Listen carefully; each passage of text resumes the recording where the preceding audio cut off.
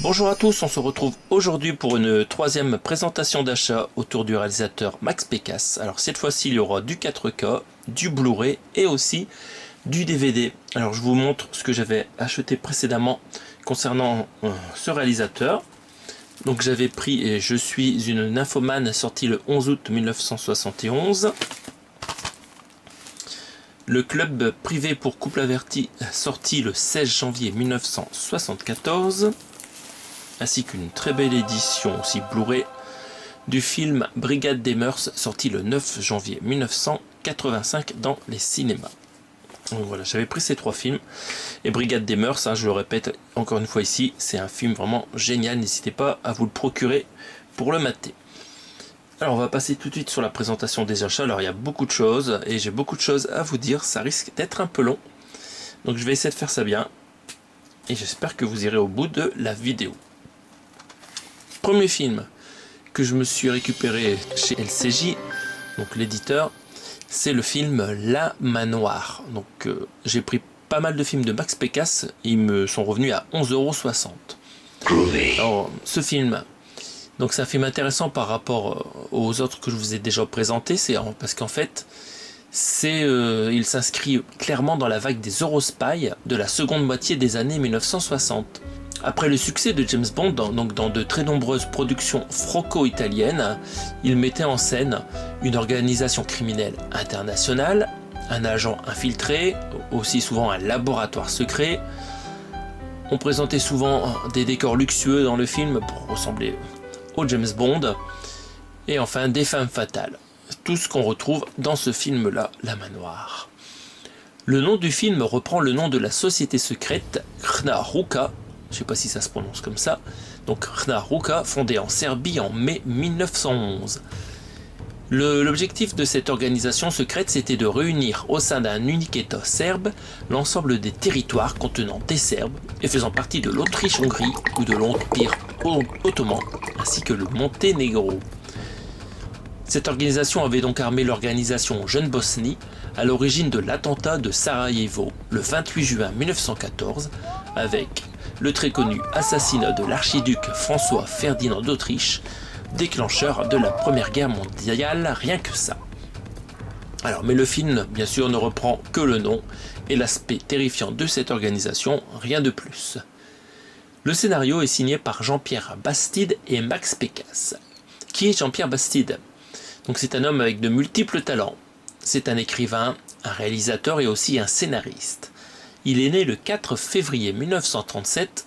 Il est assistant du réalisateur Jean Cocteau sur Le Testament d'Orphée en 1960. Et en 1966, il réalise un film policier érotique, Massacre pour orgie, sous le pseudonyme de Jean-Loup Grodard. Film disponible chez Le Chat qui fume dans une très belle édition Digibook. Donc Massacre pour une orgie. En 1967, un an après, il travaille avec Max Pécasse sur le thriller La peur et l'amour, dont il signe le scénario, l'adaptation et les dialogues. Il réalise aussi un autre film appelé Salut les copines, une comédie méconnue, avant de travailler sur La Manoire. Les dialogues du film La Manoire seront signés par Max Pécasse, avec toute la gouaille qu'on lui connaît. Pour la pré-production, donc il y a deux sociétés qui travaillent sur ce film, c'est les films du Griffon de Max Pécasse à Paris et aussi Tiguiel 33 à Rome. Je ne sais pas prononcer 33 en italien, désolé. Donc on va passer maintenant au descriptif du casting des acteurs. Dans le film, on retrouve James Harris, qui est en fait le pseudo de l'acteur Giuseppe Mattei, pour que le film fasse plus James Bond. C'est un acteur italien né le 31 août 1928 à Rome. Son surnom était Pino Mattei et il était gigantesque avec ses 1,92 m. Il avait joué un rôle de tueur dans le film Commissaire X, 3 panthères bleues de Gianfranco Parolini en 1968, où il y avait déjà un acteur vedette américain appelé Brad Harris. C'est vachement proche de James Harris du coup. Comme c'est bizarre, donc c'est peut-être venu de là le pseudo James Harris pour ce film La Manoire. Casting féminin, on retrouve Jeannine Reynaud, née le 4 août 1930 à Paris, qui est une ancienne mannequin, devenue actrice française en 1965. Elle joue dans le film d'épouvante allemand Le Château des Passions Sanglantes de Adrian Oven, tourné à l'automne 67 en premier rôle face à Howard Vernon. Et après ça, donc, elle pourra jouer dans La Manoire juste après. Casting masculin, on retrouve Jean Topart, qui est né le 13 avril 1922. Le choix de Jean Topart est assez remarquable. Connu surtout comme comédien dramatique et immense voix de doublage, il a interprété la voix inquiétante de Zeus dans Ulysse 31 par exemple. Et il est le narrateur de documentaires qui concluait chaque épisode de la série Les Mystérieuses Cités d'Or. Donc ça vous parle. Il interprète dans La Manoire un chef d'organisation criminelle mégalomane, rôle inhabituel dans sa carrière. Il a joué par ailleurs dans Complan sauve sa peau d'Yves Boisset précédemment en 1967. On retourne sur le casting féminin avec Chantal Bonneau, qu'on peut aussi appeler Chantal Nobel. C'est une actrice française née le 23 novembre 1948 à Rouen. Elle apprend le théâtre au Conservatoire de Rouen, puis au Conservatoire d'art dramatique de Paris.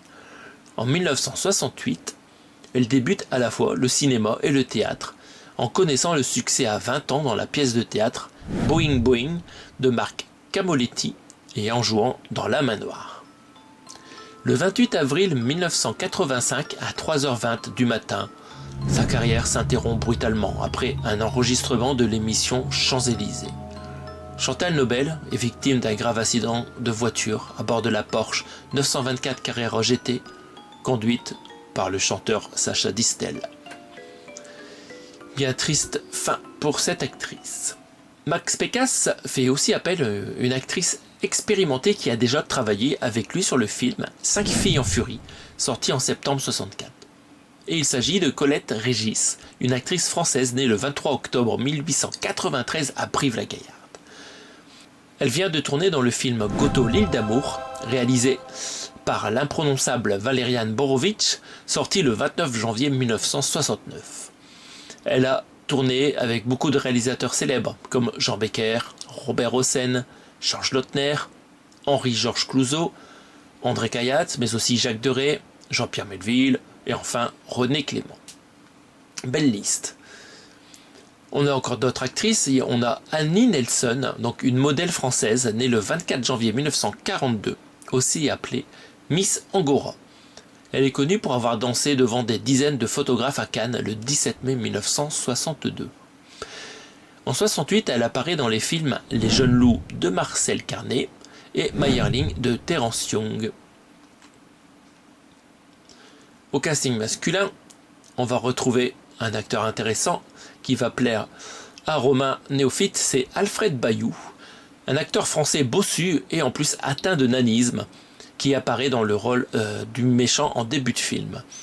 Il a joué dans Les Mystères de Paris d'André Hunebelle, film d'aventure sorti en 1962, et à la télévision aussi dans le téléfilm Le Golem, réalisé par Jean Kerschbron, adapté du roman de Gustave Meyrink. Enfin, le garagiste est joué par Jean Franval, qu'on a pu voir dans la comédie Le Fou du Labo 4 de Jacques Bénard en 1967, un film que j'aimais regarder à la télévision avec ses scènes de Far West, et il est interprété d'ailleurs un inspecteur de la DST. Passons au casting technique. Raymond Lemoigne est désigné directeur photo. Il est né le 15 juin 1920 à Paris et a beaucoup travaillé pour André Hunebelle et Édouard Molinaro. Il a travaillé précédemment sur la comédie Le Fou du Labo 4 de Jacques Bénard en 1967. On en a déjà parlé tout à l'heure de ce film. Pour les décors, ils vont faire appel à Philippe Bérard. Donc il y a peu de décors construits sur ce film. Il y a de nombreuses scènes d'intérieur réels. Et pour réduire le budget, il y a une concentration de l'action autour du quartier général de l'organisation. Pour les maquillages, c'est Luc Durand et Janine Jarreau qui ont travaillé sur Les Demoiselles de Rochefort tous les deux, de Jacques Demy en 1967, qui viendront donc travailler sur le film La Manoire. Pour les costumes, alors on a vraiment des robes magnifiques, que l'on peut voir sur les photos du film, et elles sont préparées par le célèbre Leo Marciano qui avait ouvert sa maison de couture peu avant, en 1966. Passons à la production du film. Le tournage se déroule à partir du 13 mai 1968, a priori sur Paris et peut-être sur la Côte d'Azur. On a peu d'informations sur le tournage. Et comme j'ai pas encore vu le film, j'ai pas plus d'éléments. Donc parlons un peu de l'histoire. Alors le film commence fort, avec une introduction explosive superposant des filtres multicolores à des scènes en noir et blanc, et on arrive dans un garage où un nain et son complice torturent une femme présentée comme un agent secret. Donc ça fait bien penser aux scènes d'introduction des grands blockbusters. La scène avec Annie Nelsen mérite également d'être vue dans le film, Max Pécasse lui offrant une scène d'amour provocante à côté d'un cadavre fraîchement abattu. Donc ça fait penser un petit peu à Nécromantique. Mais bon, je pense que ça n'a rien à voir avec Nécromantique. À voir quand je regarderai ce film. Passons à la post-production. La musique est confiée, comme la plupart du temps dans les films de Max Pécasse, au compositeur Derry Hall. C'est une bande originale très jazzy et elle comprend des morceaux très élégants mais aussi quelques passages vocaux moins réussis, d'après les critiques. Le montage est réalisé par Nicole Colombier, appelée aussi Nicole Kayat, assistée de Michel Pécasse, qui travaillent tous les deux pour Max Pécasse depuis assez longtemps. Nicole a commencé à éditer pour Max Pécasse avec le film La Baie du Désir en octobre 64. Le film sort enfin en France le 19 février 1969 via le distributeur Le Comptoir Français du Film. Le film a aussi obtenu un visa de censure italien le 14 juillet 69, preuve qu'il a connu une véritable exploitation en Italie et s'était distribué par Indipendenti Regionali. En Allemagne, le film a été retitré le 5 mars 1971 pour attirer les petits vicieux. Le titre allemand est donc Die Sexsklavinnen von Schloss Porno, les esclaves sexuels du château porno. Un nouveau synopsis est réalisé pour aller avec le nouveau titre allemand du film, et je vais vous le présenter ici. Donc il indique qu'un détective privé est chargé d'une affaire particulièrement difficile et terrifiante. Il doit démanteler un réseau de trafiquants d'êtres humains qui assouvissent leurs fantasmes de torture et de sexe sur des femmes sans défense. Et le film serait plus court de 10 minutes. Donc voilà, on a fait le tour de toutes les informations que j'ai trouvées à propos du film. Et on va le déblister. Hop. C'est parti. C'est déblisté. Hop. Voilà. Parfait. Donc on va regarder ensemble cette édition. Donc encore une fois on retrouve en haut le filet de texte, la collection brûlante de Max Pécasse. Quelques acteurs principaux sont nommés. On a une jolie illustration, sûrement en reprise d'une des affiches du film ici, qui nous présente donc une femme à demi dénudée, mais bon, c'est très correct. C'est quand même un polar. Hein. Et à l'arrière, donc on va pouvoir déjà sur les photos voir qu'en effet les costumes sont de qualité. Hein, c'est vraiment de la haute couture. Voilà, même les sous-vêtements là sont top. Donc ici vous avez le résumé du film, les informations techniques sur le film. Donc c'est une version restaurée. C'est en 2.0 Dual Mono DTS HD Master Audio. Le film fait 1h35 en Blu-ray. Interdit aux moins de 16 ans quand même. Donc c'est peut-être la classification d'époque. Mais je pense qu'il est très soft. Hein. On va regarder à l'intérieur. Ah bah tiens. Ce tabaret est cassé. Ah, elle est bien cassée. Hein. Putain. Hop. Bon ça, j'avais pas vu avant de le déballer. Bon c'est pas grave. Ça reste correct. Donc là, une petite promo de l'éditeur. 10% sur votre première commande. Bah, ça c'est déjà fait. Ça vaut le coup LCJ. Hein. Si vous avez jamais commandé sur le site, en première commande, il y a souvent vous attendez d'avoir un code de réduction, plus première commande, ça fait double réduction. Vos films reviennent moins cher. Ou sinon, si vous avez l'occasion d'aller au marché de la vidéo de Houdan au mois d'octobre, si je ne me trompe pas, enfin après, voilà, organisé par Mr Paradise, bah, vous pouvez avoir les films de LCJ vraiment pour pas cher. Il faut juste aller à Houdan au sud de Paris. Ils ont pris le recto sur la sérigraphie du Blu-ray, c'est sympa. Hop, voilà pour ce premier film. Et on va passer au suivant. Donc pour 11,60 €, je me suis pris Les liaisons particulières, Claude et Greta. Donc je vais vous parler de la genèse de ce film. Bon, je suis désolé, ça sera un petit peu censuré. Ça sera d'ailleurs beaucoup censuré cette vidéo pour que ça puisse passer sur YouTube vu tout ce que je vais vous présenter. Donc revenons à ce film. Donc fin des années 60, des films suédois défrayent la chronique en mettant en avant un pays aux mœurs libérées. En voici les principaux. I Am Curious, Yellow, aussi appelé en suédois Jag är nyfiken, sorti en 1967, est un film suédois devenu mondialement célèbre pour ses scènes de nudité et de sexualité provoquant de nombreuses polémiques. Il a connu une importante carrière internationale. Autre film, donc c'est Suède, Enfer et Paradis, dont le titre italien est Svezia, Inferno e Paradiso, sorti en 1968 et distribué en France en 1969. C'est un film mondo réalisé par Luigi Scattini et Massimo Pupillo, présentant la Suède comme un paradis de la liberté sexuelle, avec des boîtes de nuit lesbiennes, de l'échangisme entre couples mariés et l'éducation sexuelle des adolescents. Il rencontre un vrai succès d'exploitation.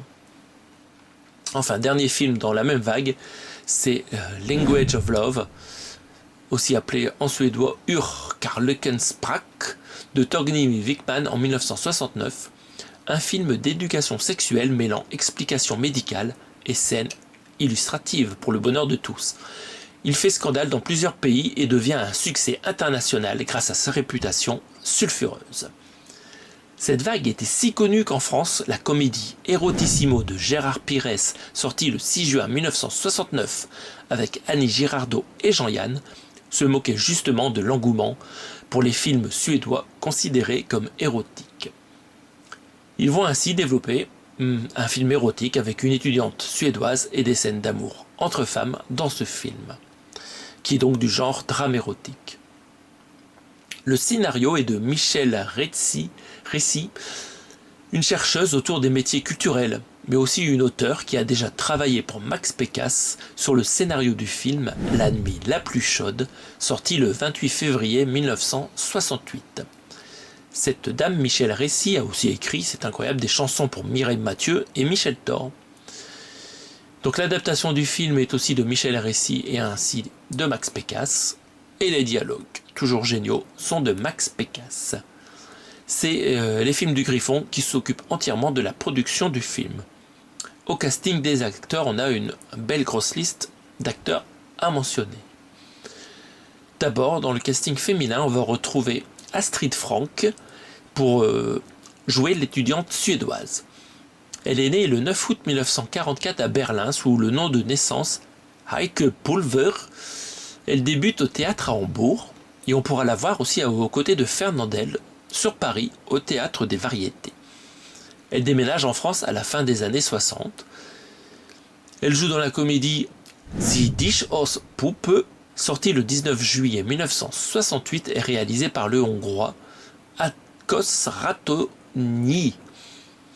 Le 22 février 1970, on peut aussi la voir dans le film La Horse de Pierre Granier de Fer avec Jean Gabin. Et en 71, on pourra la voir dans La folie des grandeurs de Gérard Houry, dans le rôle de la dame d'honneur de la reine, qui prétend avoir été abandonnée par Don Salluste. Belle carrière. Donc vous avez vu, ils ont pris une Allemande pour jouer la Suédoise. Ça passe sans problème. Autre actrice, c'est Nicole Debonne, qui va jouer Claude la lesbienne. Elle a joué précédemment dans le film L'amour, sorti le 1er juillet 1970 et réalisé par Richard Balducci, créateur de la franchise du Gendarme de Saint-Tropez. On a peu d'infos sur cette actrice, donc j'en resterai là. Au casting masculin, nous avons Yves Vincent, qui est né le 5 août 1921 et qui jouera le Mathias le peintre. C'est un acteur français et il a joué dans Hibernatus de Édouard Molinaro, sorti en 1969. Donc c'est le rôle de Édouard Crépin-Jaujard, le père de la future mariée. Voilà, ça vous parle tout de suite. On en a déjà parlé dans l'épisode 1 des présentations des films de Max Pécasse. Michel Vaucoré jouera le photographe. Il travaille pour Max Pécasse depuis 1965 dans le film Espion à l'affût et on a aussi parlé de lui dans l'épisode 1. Autre acteur masculin, c'est Bruno Balp, qui interprète le père. C'est un acteur français né le 13 avril 1926 à Roanne. Il a joué un gendarme juste avant dans Les Compagnons de la Marguerite de Jean-Pierre Mocky en 1967. On retrouve aussi Richard Saint-Brice qui travaille pour Max Pécasse depuis 1961 avec le film De quoi tu te mêles Daniela. Passons au casting technique. Pour la photographie, c'est Robert Lefebvre qui va arriver donc sur le plateau pour s'occuper du tournage. C'est un Français né le 19 mars 1907 à Paris et il travaille pour Max Pécasse depuis Espion à l'affût en 1966. Il a aussi réalisé la photographie de son film juste précédent, La nuit la plus chaude en 68. Pour les maquillages, cette fois ce sera Luc Durand qui revient tout seul. Il avait déjà travaillé sur La Manoire donc. Pour les coiffures, on retrouve Serge Stern qui avait travaillé sur le film Ali Baba et les 40 voleurs avec Fernandel de Jacques Becker en 1954. Enfin, les costumes sont de nouveau préparés par le très bon Léo Marciano comme La Manoire. Concernant la production, peu d'infos, à part le fait que le tournage s'est déroulé à Paris du 23 juin 1969 au 22 juillet 1969. Passons à la post-production. Encore une fois, la musique, c'est confié à Deriol. Et le montage, encore une fois, Nicole Colombier, assisté de Michel Pécasse. Le film sort le 25 mars 1970 et il a subi une censure en séance plénière le 2 décembre 1969. C'est pour ça qu'il a mis du temps à sortir après le tournage. Donc cette séance disait, compte tenu d'une part de l'engagement pris par le producteur de substituer au titre initial du film le nouveau titre Claude et Greta, et d'autre part de la suppression, d'ores et déjà réalisée, de la séquence la plus suggestive de ce film, la commission considère à l'unanimité que l'exploitation de celui-ci peut être envisagée sous réserve d'une interdiction aux mineurs de 18 ans. Donc voilà, une belle censure. Déjà, un changement de titre parce que les liaisons particulières, ils aimaient pas, ça montrait trop que ça parlait donc de relations homosexuelles. Pas cool quand même. Donc 3 minutes auraient été enlevées. Et pour l'exploitation aux États-Unis, par contre, là, c'est des scènes coquines qui auraient été rajoutées et sans l'intervention de Max Pécasse. Donc voilà, on a fait le tour de toutes les anecdotes autour du film. Je ne l'ai pas encore vu parce qu'il y a encore tout emballé. Et on va déballer ça. J'espère que cette fois-ci mon boîtier amarré sera intact. Hop là. C'est parti. Alors, qu'est-ce qu'on va découvrir en plus de la paire de fesses? Hop, hop là. Donc, toujours même principe. Le petit titre en haut. Une petite liste d'acteurs ici en bas gauche. Une jolie illustration, vraiment. Très bonne qualité. Hein. Sur la tranche, je ne vous l'ai pas montré tout à l'heure, mais on retrouve le titre du film. Les 2 titres du film. Et une petite illustration, là c'est la même chose que le recto. Voilà. À l'arrière, ça va. Pas de scène dénudée. On va pouvoir regarder ça. Est-ce que je vous lis le résumé du film? Allez, on y va. C'est court. Greta, une étudiante suédoise, arrive à Paris où elle tombe sous la coupe d'une lesbienne nommée Claude. Pour gagner sa vie, Greta pose comme modèle pour un peintre célèbre, Mathias. une jeune Suédoise est initiée au vice par une libertine perverse. Beau programme. Donc la version restaurée qui fait 1h30 ici en DTS HD Master Audio 2.0 en mono. Interdit aux moins de 16 ans. Et pas de bonus comme l'édition précédente. Et à l'intérieur, est-ce que c'est cassé? Attention, non, c'est pas cassé. Même principe, ils ont repris le recto de la jaquette en sérigraphie. C'est du travail très propre. Parfait. Voilà pour ce film. On passe au film suivant et il s'agit de Je suis frigide, pourquoi? Donc je me le suis procuré aussi sur LCJ pour 11,60 €. C'est un film du genre drame érotique. Alors par contre, j'ai pas grand chose à vous raconter sur sa genèse. Le scénario est de Max Pécasse. Passons tout de suite au casting des acteurs.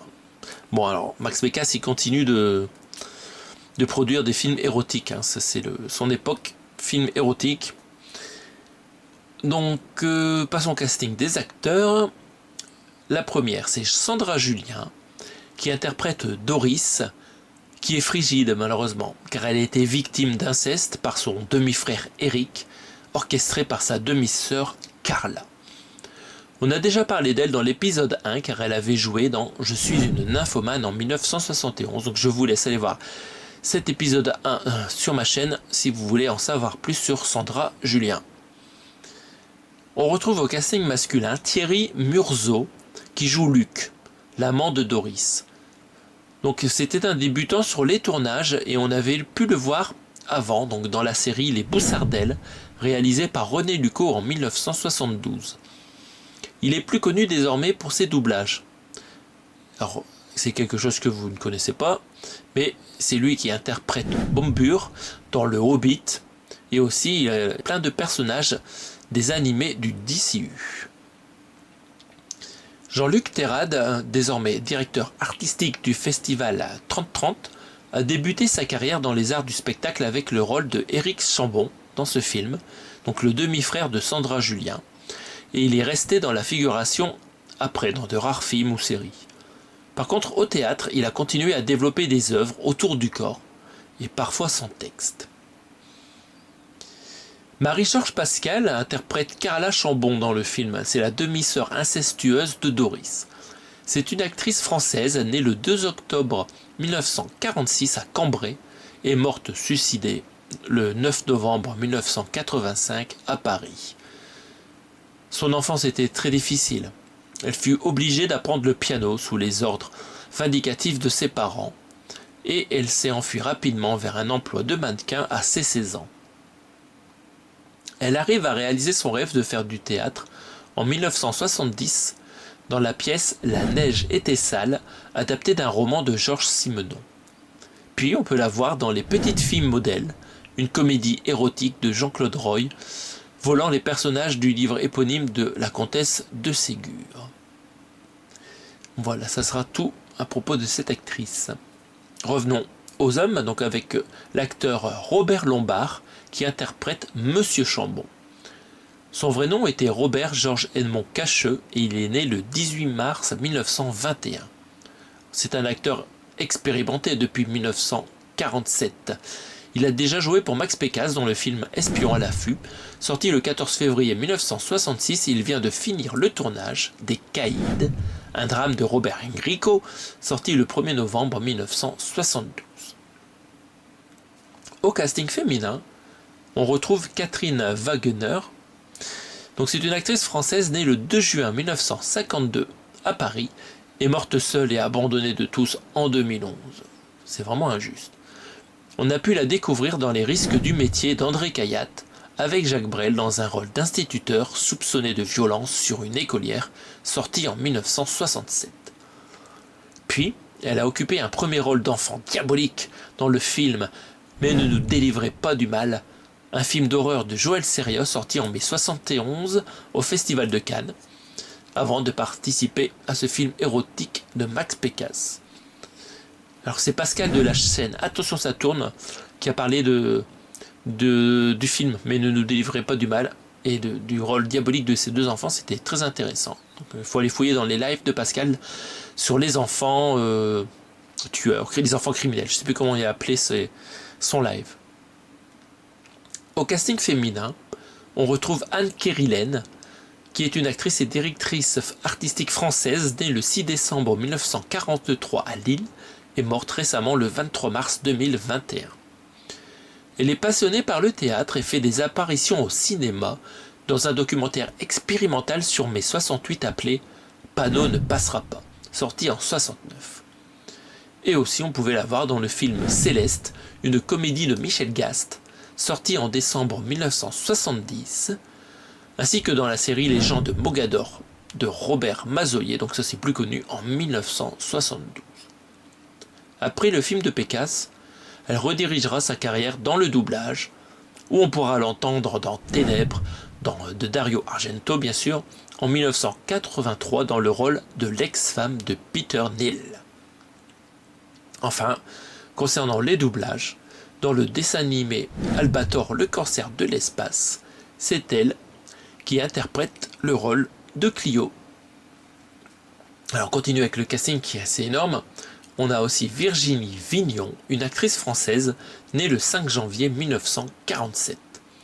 Vous avez pu la voir auparavant dans Hibernatus de Molinaro, dans un rôle de soubrette. Ça vous parle ça, le rôle de soubrette dans un Hibernatus. Film qui était sorti en 1969. Elle avait aussi joué dans Les Désaxés, un film érotique de Michel Lemoine sorti en novembre 1972 et disponible en Blu-ray dans la boutique du chat qui fume pour 10 € seulement. Ouais, ils sont pas chers leurs films érotiques. N'hésitez pas à vous les procurer pendant qu'ils sont dispo.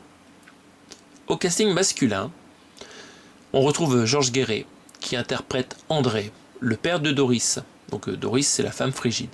C'est un acteur bien sûr et aussi cascadeur français né en avril 1925.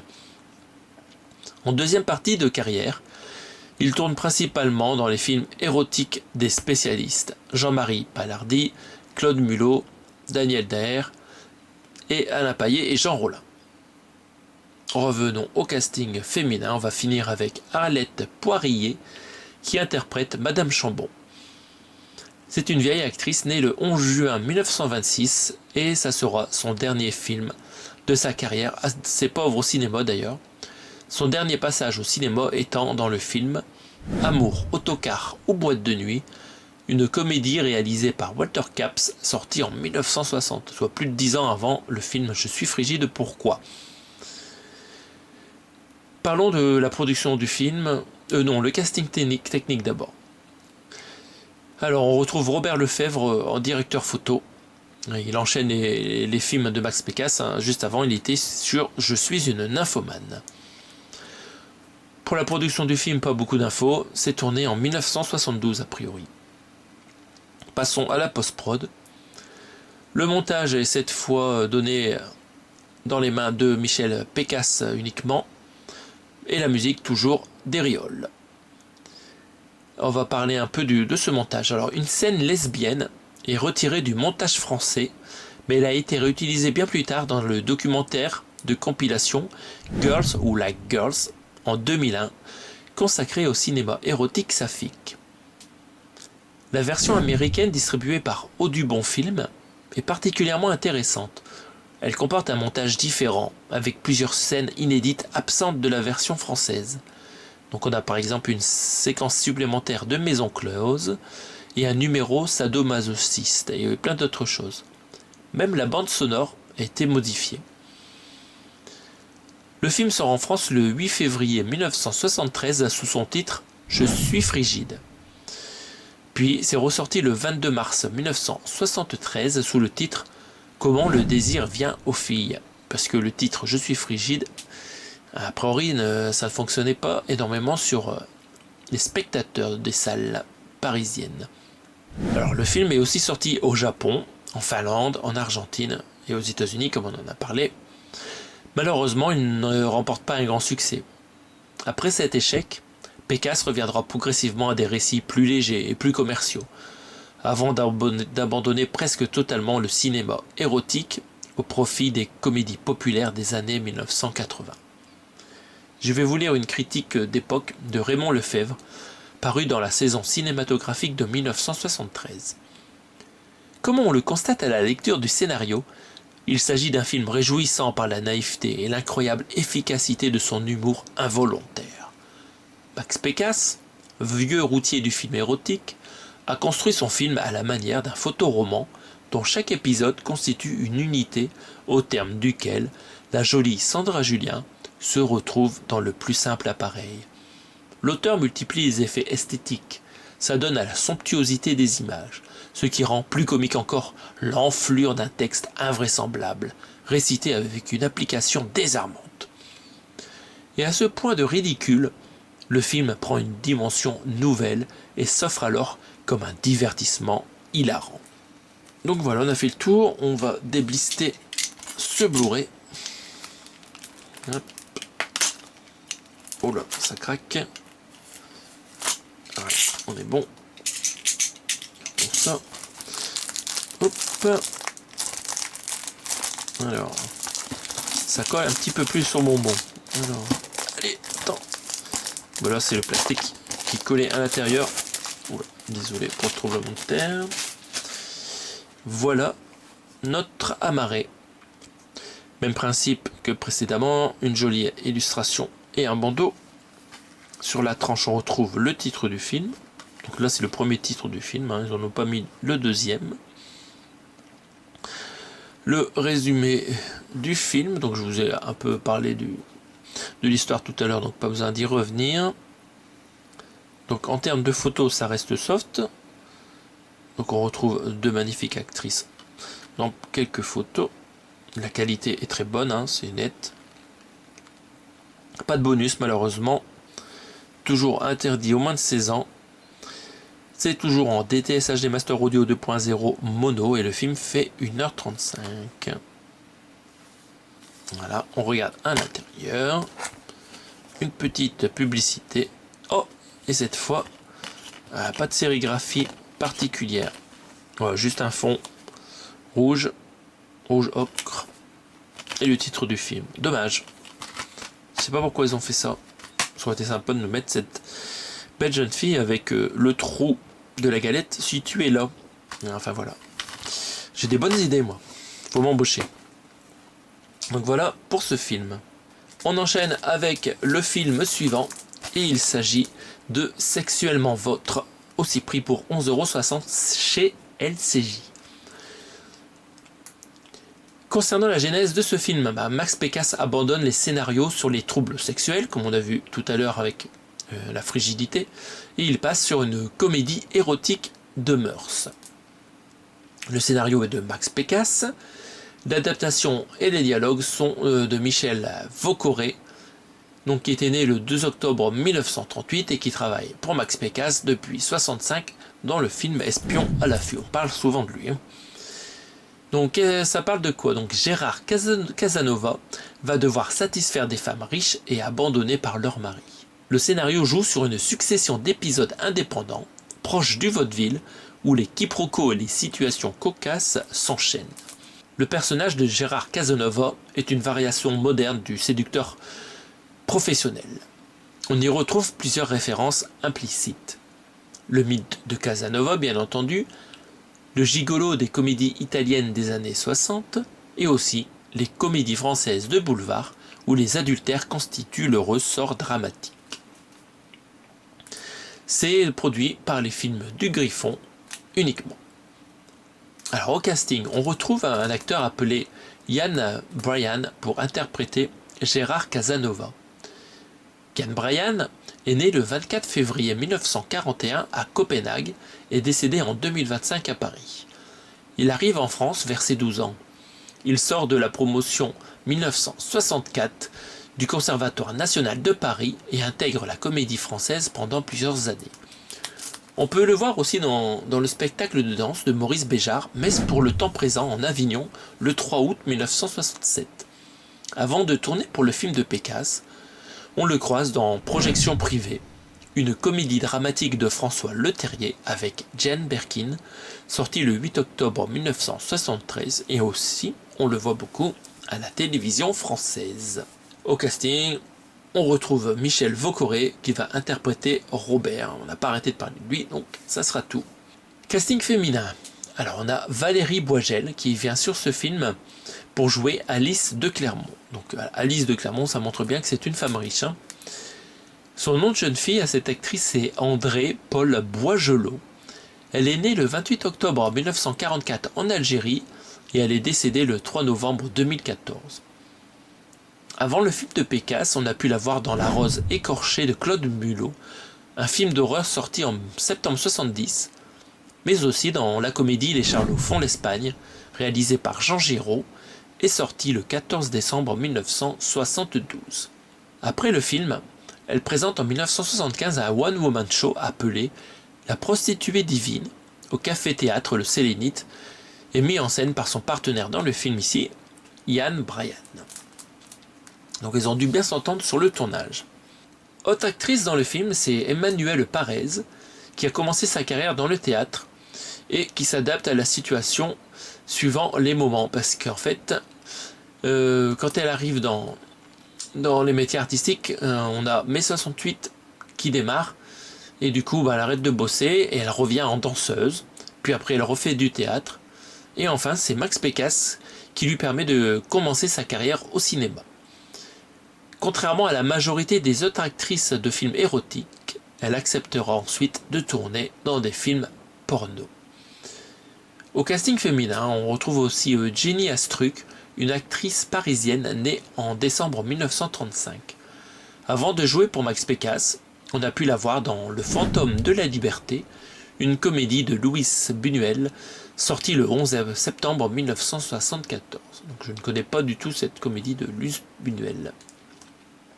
Casting féminin, encore une fois, nous avons Jacqueline Doyen, encore une fois une actrice parisienne, née le 14 février 1930. On a pu la voir dans Hard Love ou La vie sentimentale de Walter Petit, de l'érotomane Serge Cobert. Donc là, c'était une comédie érotique qui était sortie le 26 novembre 1975. Alors Serge Cobert, qui a réalisé un film avec De Funès, et a fait aussi énormément de comédies érotiques sous pseudo. Et donc c'est quelque chose qui n'est pas très connu ça. Et c'est pas mis en avant. Dans les bons acteurs de ce film, on retrouve Henri Genet, né le 3 juillet 1919 à Tarbes, donc qui était un acteur et chanteur à succès, jusqu'à son attaque cérébrale en 1957 qui a mis un gros frein à sa carrière. Donc c'est un visage du Sud, grâce aux comédies 3 de la Canebière ou 3 de la Marine de Maurice de Canonge. Et Max Pécasse, qui connaissait bien ses films, l'embauche donc pour intervenir dans son film. Et il ne manquera pas aussi de le faire pour un autre film, c'est Ambré et Bidas, ça fume, qui n'existe pas en Blu-ray, un film sorti en 1978. Au casting masculin, on retrouve le fameux Paul Bissiglia, acteur français, né le 30 juillet 1928, qu'on a pu voir dans Le Gendarme de Saint-Tropez de Jean Giraud en 64, dans Hibernatus dans le rôle du curé en 69 et en 73 dans Les Aventures de Rabbi Jacob de Gérard Houry, dans Le Pompiste, on en avait déjà parlé la dernière fois. On a aussi Richard Saint-Brice qui revient dans ce film, on a déjà parlé de cet acteur, et un autre acteur masculin, un petit nouveau, chez Max Pécasse, c'est Philippe Castelli, donc un acteur français né le 8 juin 1925 à Chaville. Donc il avait un visage particulier et aussi donc une forme longiligne inoubliable. Et donc il a beaucoup joué l'année du sortie du film Sexuellement Vôtre. On a pu le voir dans les films suivants: Les 4 Charlots Mousquetaires d'André Hunebelle, Les Seins des Glaces de Georges Lautner, Borsalino & Co de Jacques Deray, et aussi Les Bidas s'en en guerre de Claude Zidi, tous sortis en 1974. Pour la direction photo, on reprend Robert Lefebvre, encore toujours la même personne. Pour la production, j'ai quelques infos sur le maquillage. Ils sont réalisés par Anne-Marie Branca-Martiquet. Elle avait déjà travaillé l'année précédente pour Max Pécasse sur le film Club privé pour couple averti. Passons à la post-prod, ça va aller vite. Musique de Dériol et montage de Michel Pécasse. Voilà, c'est tout le temps la même chose. Parlons maintenant de la distribution de films. Donc il sort le 20 novembre 1974, donc sous un titre parodiant la série à succès Amicalement Vôtre, qui a été diffusée en France depuis le 3 octobre 1972 sur la deuxième chaîne de l'ORTF. Donc je ne sais pas à quel moment ils ont décidé du titre du film, ça il n'y a pas d'infos, mais ça peut être été décidé au dernier moment, hein, Sexuellement Vôtre. Voilà, bah après c'est ce genre de titre avec le mot vôtre dedans, je pense que c'est quelque chose d'assez bateau, hein, c'était réutilisé dans pas mal d'œuvres. Que dire de ce film? Ben, ça représente l'un des derniers exemples du cinéma érotique soft français destiné au grand public avant le bouleversement du marché en 1975 par l'arrivée du hardcore. Donc on va délister cette édition. Voilà, on enchaîne. Hop. Allez là, c'est parti. Il résiste. Voilà. Est-ce que ça colle? Hop, le petit ruban colle aussi. Et voilà. Sur la présentation de cet amarré, donc cette jaquette reprend le filet en haut, la collection brûlante de Max Pécasse, toujours le même principe. Sur la tranche, le titre du film. En médaillon, ah là c'est une photo qu'on n'a pas en avant, donc une dame qui porte quelque chose à sa bouche, et pour le savoir, il faut regarder à l'arrière. Bon, je vais mettre mon petit doigt pour pouvoir enlever après la censure sur la vidéo. Donc on a un monsieur et deux dames, donc une topless. Alors, Gérard Casanova, ben, je vous ai déjà fait le résumé du film. Il note la participation de Henri Genet.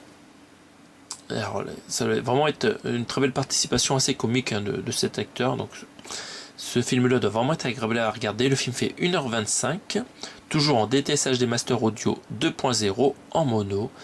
Encore une fois, interdit au moins de 16 ans. On regarde à l'intérieur. Petite publicité.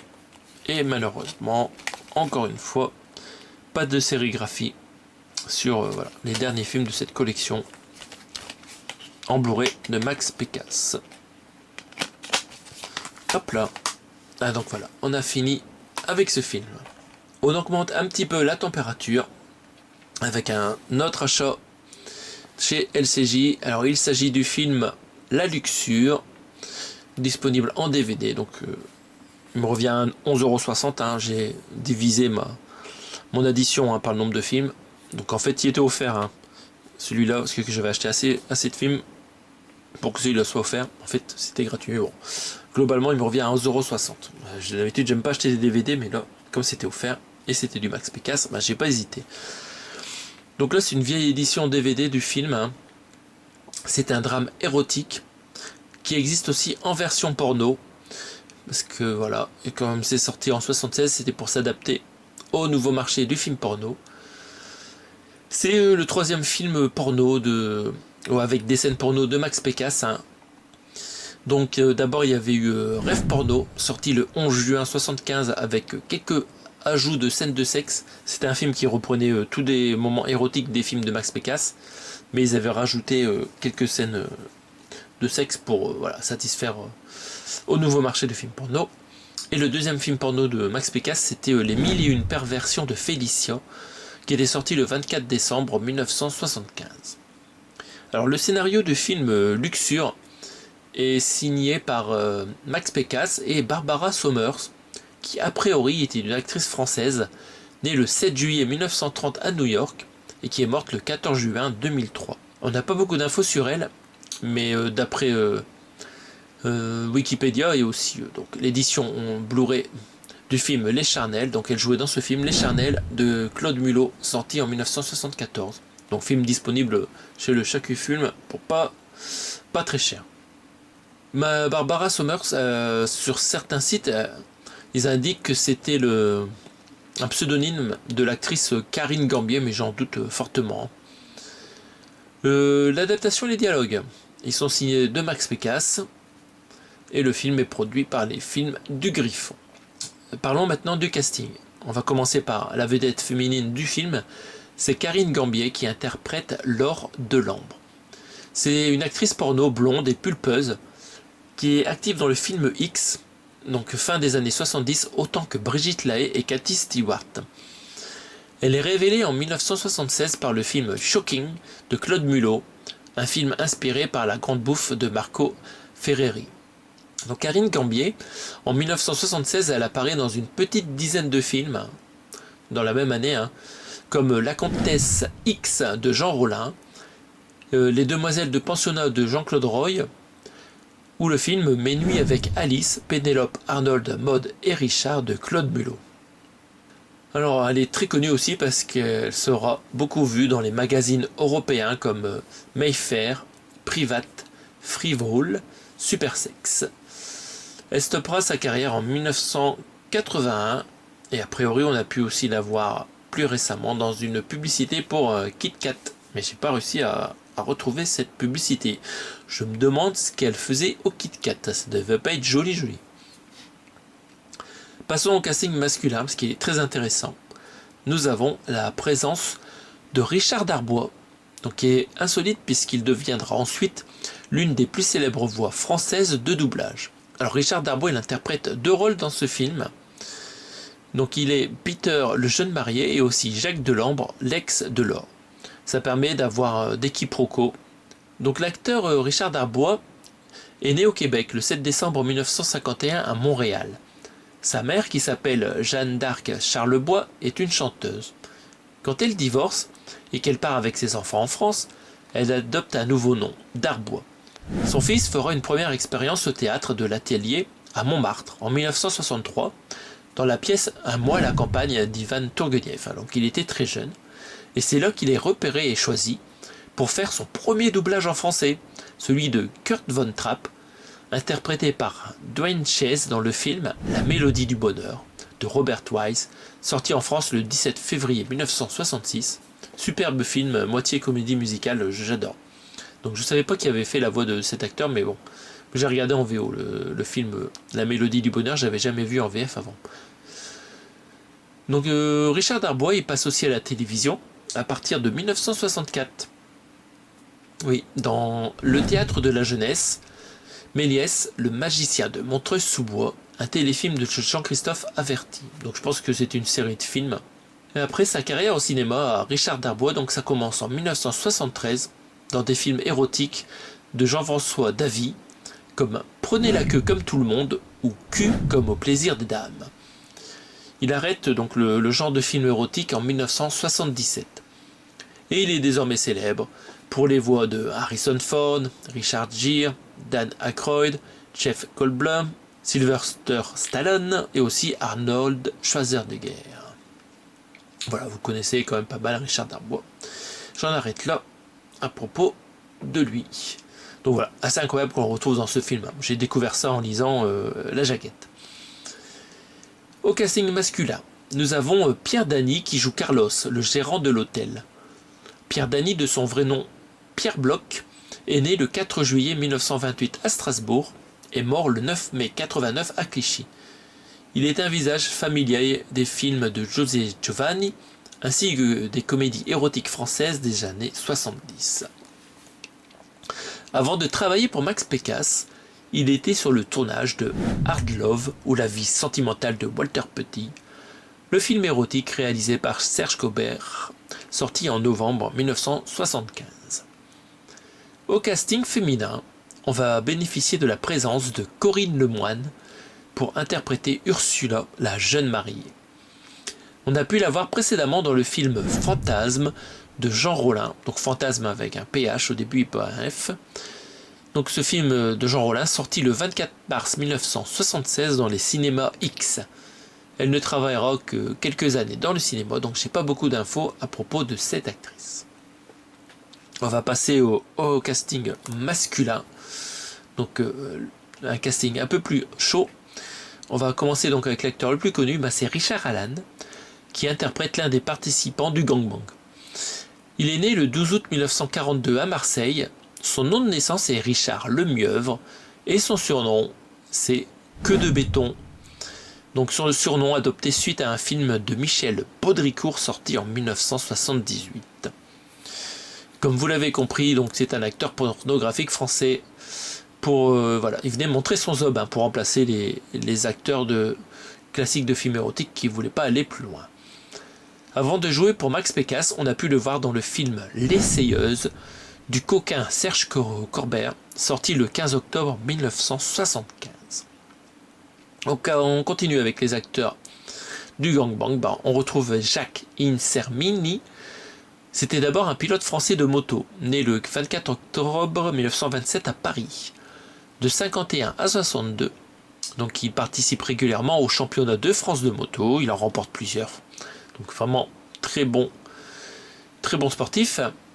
En 69, du coup, il se reconvertit en tant qu'acteur cascadeur dans un mix de films classiques et porno. Donc il faisait de la cascade, les deux genres de cascade, je crois. Donc on a pu le voir dans de nombreux films de Jean-Marie Palardy comme L'amour aux trousses et Le Ricain en 1975, mais aussi pour les cascades dans Le Chat et la souris de Claude Lelouch la même année en 1975. Donc voilà, acteur aux multifacettes. Dernier acteur de mon listing, c'est Carmelo Petix, qui interprète aussi l'un des participants au gangbang, ils sont nombreux. Il est né en Sicile le 16 décembre 1937 et il devient dans les années 50 un chanteur-danseur culte des cabarets et casinos européens sous le pseudo Marco Polo. Il a sorti quelques disques sous ce nom. Il devient ensuite un acteur porno de second plan assez demandé. Alors il aime bien se déguiser, c'est son truc. Et on a pu le voir précédemment dans le Rallye des Joyeuses de Alain Noroy en 1974. Cet acteur est mort en 2016. Je commence à avoir une crampe à mon doigt là, de cacher ses tétons. Pour la photographie, on va retrouver Roger Fellous, qui a beaucoup contribué pour créer des zooms pour les caméras 35 mm puis le scope, avant de filmer en gros plan des jolies parties intimes. Donc c'est très bien filmé. Donc la production se fera en 35 mm fin 1975 début 76. Et pour la version porno, contrairement à certaines rumeurs, il ne s'agit pas simplement de plans ajoutés. Certaines scènes sont entièrement différentes selon les versions. Pour la post-prod, alors après le montage, le visa d'exploitation sera délivré le 14 avril 1976 pour un film d'une durée de 89 minutes. Le CNC classe le film X. On pourra voir le film en salle le 18 août 1976 via les films du Griffon. Voilà, pour le film, j'ai pas beaucoup d'autres infos. On va passer au déblistage. Voilà, on va se mettre comme ça en profil. Voilà, pour éviter de censurer trop la vidéo, c'est du boulot. Alors, comment on va faire? On va tirer comme ça le plastique, si ça veut bien partir. Oula! Alerte au néné. Hop, on replace les doigts pour être tranquille. Alors, le recto, comme vous avez pu le voir depuis un bout de temps, c'est encore une fois une collection Max Pécasse, mais c'est plus la collection brûlante. Quelques artistes ici nommés. Voilà, donc l'image est un peu plus moche ici, avec un marron vraiment pas terrible, je trouve, en termes de choix de couleur. Ça fait vraiment vieillot, ça donne pas envie. Sur la tranche, on voit le logo LCJ en bas, le titre du film en haut, collection Max Pécasse en haut. Et attention, on va mettre un petit doigt ici et là. Et à l'arrière, on retrouve donc un résumé du film. C'est parti, parce que je ne vous ai pas parlé beaucoup du contenu du film. Donc la riche et belle Laure est désespérée alors que son mari vient de la quitter pour une autre femme. Elle prend une chambre dans le grand hôtel où ils connurent de grands moments de bonheur, dans le but de se suicider. Toujours dramatique, les films de Pécasse. Alors qu'elle se prépare à mourir, Laure entend le couple de la chambre voisine, en voyage de noces, faisant l'amour. Leur plaisir réveille des désirs que Laure croyait éteints, et elle se laisse aller à ses fantasmes les plus osés. Elle commence par séduire un des membres du personnel. Intéressant. Le maître du genre Max Pécasse nous offre encore une fois tout son talent pour nous faire vivre les aventures d'une femme perverse et nymphomane. Alors c'est un DVD 5, donc simple couche, le film fait 1h20, il n'y a pas de bonus, mais c'est quand même en stéréo 2.0 Dolby Digital. Et c'est en français bien sûr. On va regarder à l'intérieur. Ah bah, cette fois-ci, on retrouve les sérigraphies avec une petite paire de nichons. Ouais, bah, c'est sympa la sérigraphie. Là, ça passe un peu mieux, le marron, je trouve. Et une petite publicité. Donc voilà pour cet achat. Et on va passer au dernier achat. C'est parti. Il s'agit du film, ah bah tiens, Brigade des Mœurs, mais cette fois-ci en 4K. Donc je me le suis chopé sur Vinted pour 22,50 €. Et là c'est l'édition Digipack complète, la première édition du Chat qui fume. J'aime tellement ce film que voilà, j'ai trouvé que c'était un prix raisonnable pour l'upgrader en 4K. Alors j'ai pas encore fait le test pour voir si l'image était plus belle. Peut-être que je vous montrerai quelques vidéos, quelques photos avant-après dans cette vidéo si j'ai le temps de m'en occuper. Donc on va regarder cette édition. Donc vous avez d'abord un joli fourreau qu'on va mater. Donc on a une illustration différente de l'autre fourreau hein, que je vous ai présenté dans une ancienne vidéo sur Max Pécasse. Donc là c'est l'affiche, hein, la célèbre affiche du film. Sur la tranche on retrouve le titre de film et le logo du Chat qui fume. Et à l'arrière, un petit néné ici. Donc là c'est la même chose que ce qu'on avait sur le Blu-ray, hein, le résumé du film et toutes les informations sur les bonus. Donc si vous voulez plus d'infos sur le contenu, allez voir mon ancienne vidéo. Hein. On va regarder le Digipack. Donc là, il y a des scènes gore qui sont montrées. Donc là, on a la scène avec le couperet en fin de film. Vraiment magnifique. Là, donc on a le gros dingue du film. Hop, en action. Là, notre acteur, héros du film, en train de s'entraîner au pistolet. La très belle Brigitte Lahaie dans vraiment un très bon rôle dans ce film de flic. On a donc un 4K et un Blu-ray à l'intérieur de ce sublime Digipack. Et ils nous ont mis 3 photos différentes hein, qui sont mixées en un seul montage. Donc là, on a l'actrice hein, qui était comédienne dans le même théâtre que l'acteur Thierry Descorbières. Ah oui, c'est lui le dingue du film là, qui désigne tout le monde en fin de film. Alors c'est bien Thierry Descorbières, le nom de cet acteur, c'est Thierry de Carbonnière. Voilà. J'ai un peu haché son nom, désolé. Donc voilà, joli Digipack. Je suis très content de le rentrer dans la collection. Et voilà, on a fait le tour de tous mes achats concernant Max Pécasse. Alors j'ai pas tous ces films, hein. Il me manque. J'aimerais bien avoir ces comédies à Saint-Tropez. Mais peut-être un jour, je pourrais me les procurer. Alors on va essayer de présenter tout ça rapidos. Hop. Et nous voilà en fin de présentation. Je vous remercie. J'ai plus de batterie. Donc on se retrouve prochainement pour d'autres achats. Tout se casse la nénette. Merci pour votre écoute. Salut à tous.